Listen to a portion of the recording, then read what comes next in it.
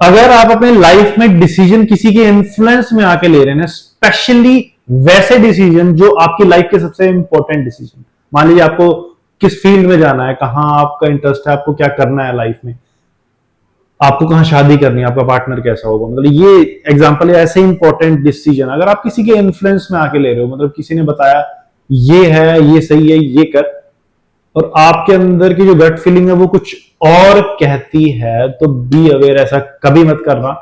अगर by chance worst outcome आप एक बार सोचें भी, बाय चांस अगर कुछ ऊपर नीचे होता भी है, आपके पास सिर्फ रिग्रेट रहेगा, आपके पास कोई कंट्रोल नहीं रहेगा, आप कभी खुद में इंप्रूवमेंट के लिए नहीं सोचोगे। क्यों?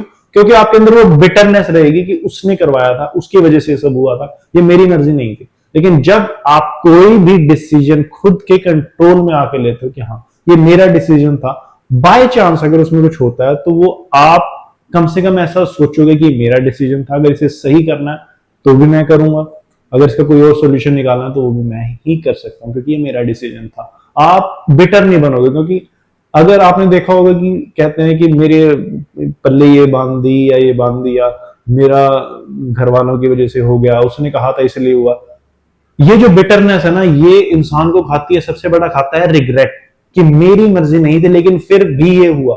जबकि उस टाइम अगर थोड़ी हिम्मत करके ये बोल दिया होता कि मेरी पसंद ये है, मुझे ये करना है, तो लाइफ में बहुत कुछ होने से बच जाता।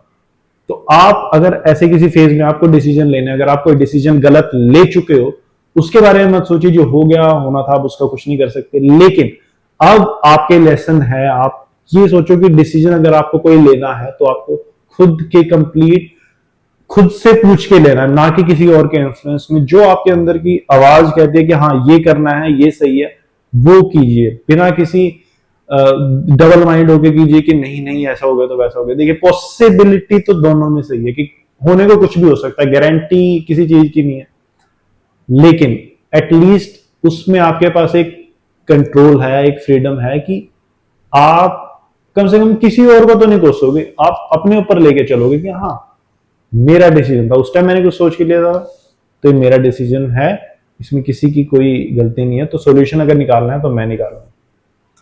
तो ये आपको एक फ्रीडम देता है, वहीं वो आपको एक बिटरनेस की फीलिंग दे सकता है। अगर आप ऐसा सोचो कि आपके मन में अगर ये रिग्रेट चल रहा है कि उसकी वजह से सब हुआ, तो आप क्या कर सकते हो? आप किसी सामने वाले कंट्रोल नहीं कर सकते।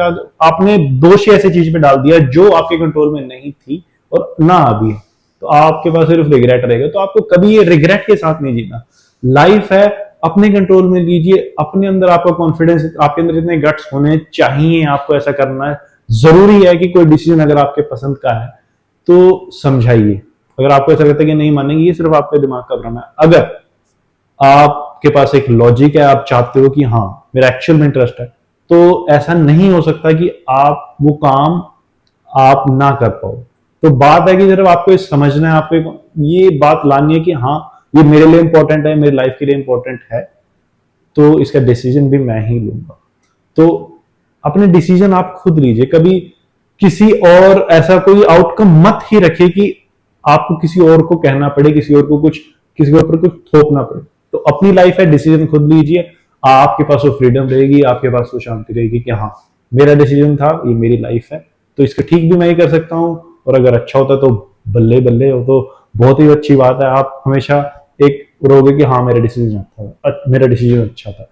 तो जो भी है लाइफ के स्पेशली इंपॉर्टेंट डिसीजन खुद लीजिए, ना कि किसी और के इन्फ्लुएंस में। आप गाइडेंस ले सकते हैं, विचार विमर्श कर सकते हैं, सुन सकते हैं सबकी, लेकिन सुनिए सबकी, करिए अपने मन की, क्योंकि आप डिसीजन लेंगे उनको सोच समझ के लेंगे।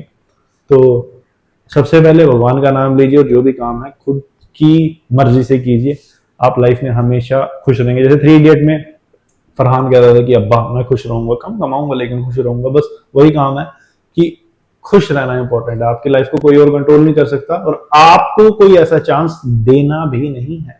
तो खुश रहिए और लाइफ को एंजॉय कीजिए।